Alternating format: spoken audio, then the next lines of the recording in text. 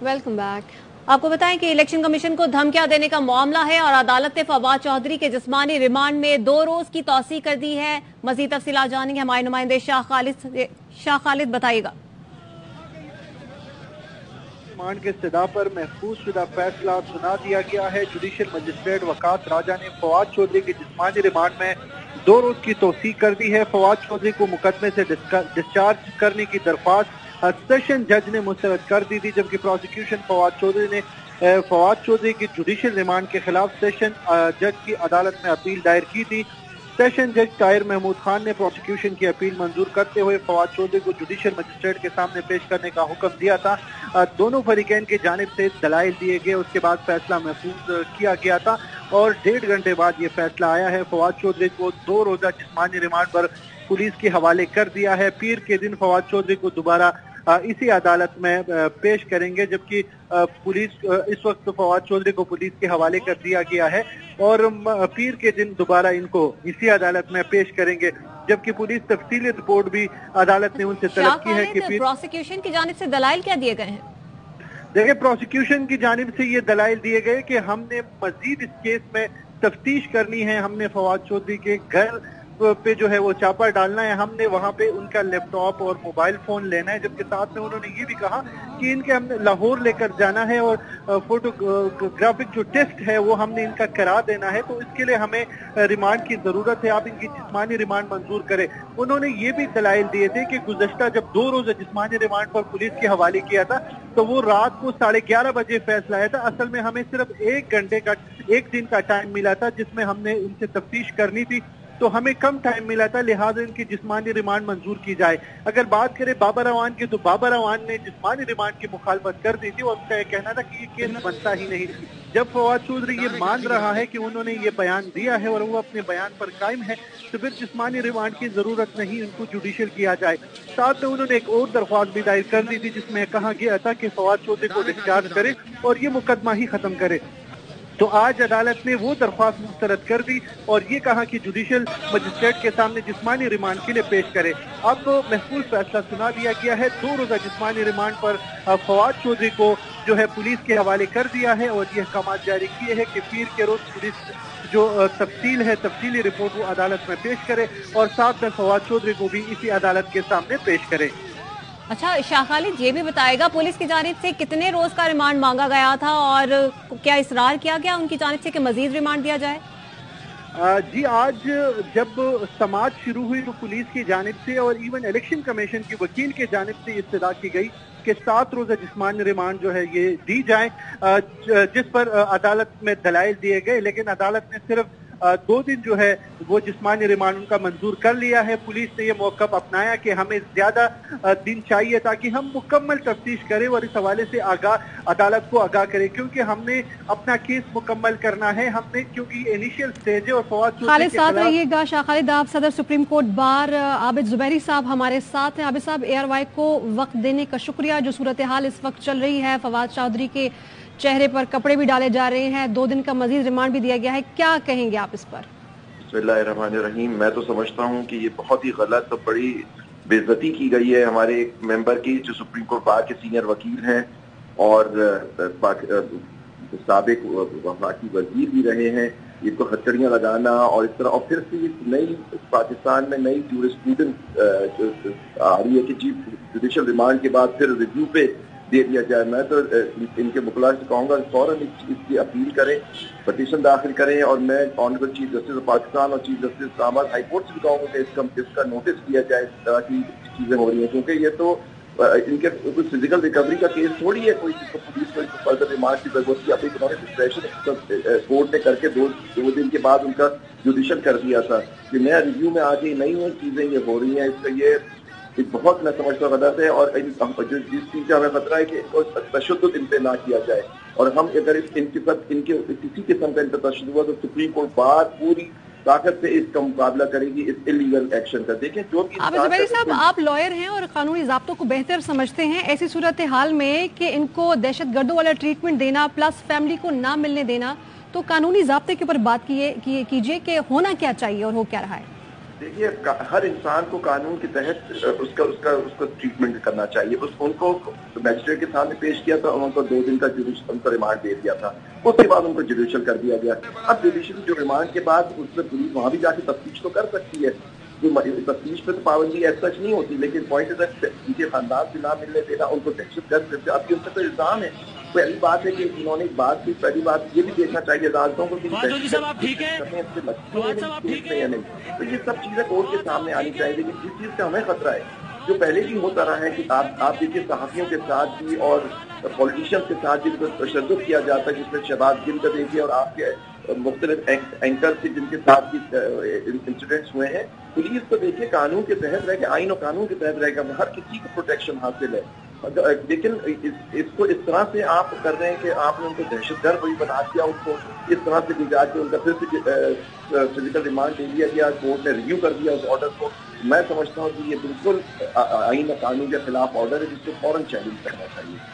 ٹھیک ہے, صدر سپریم کورٹ بار عابد زبیری صاحب, آپ ہمارے ساتھ تھے, آپ کے وقت کا شکریہ.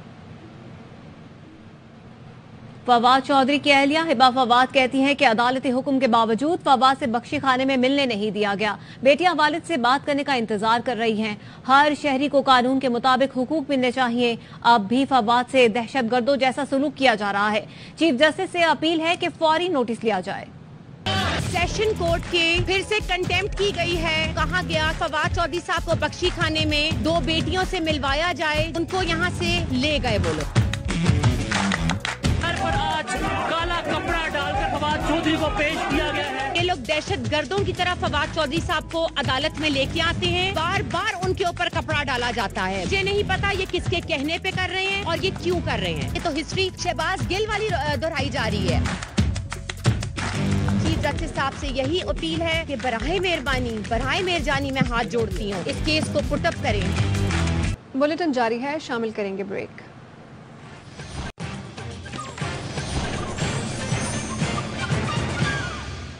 بریک کے بعد خوش آمدید.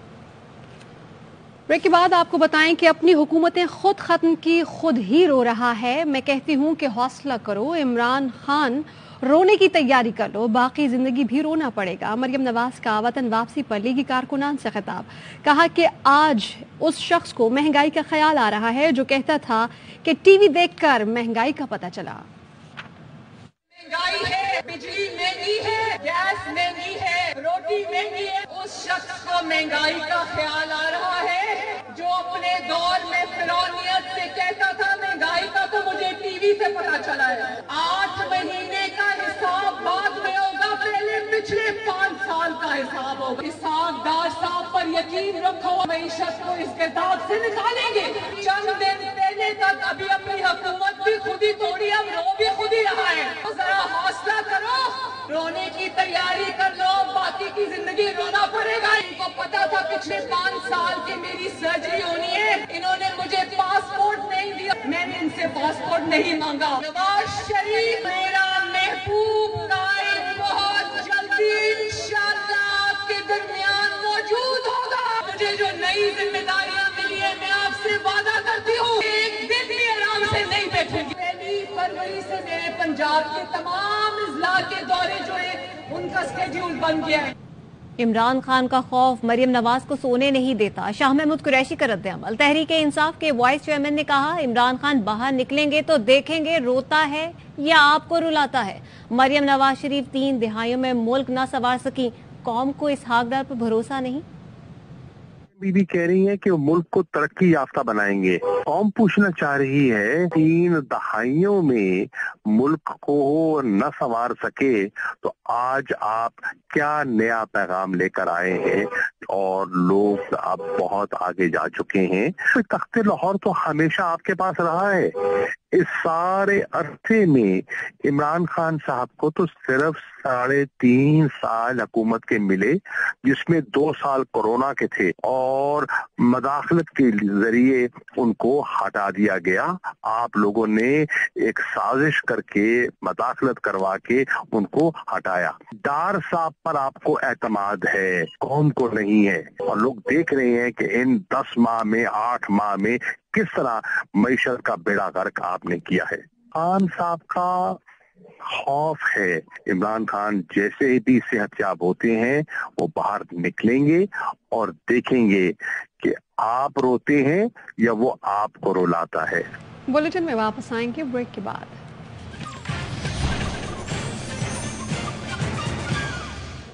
ब्रेक के बाद खुशामदीद।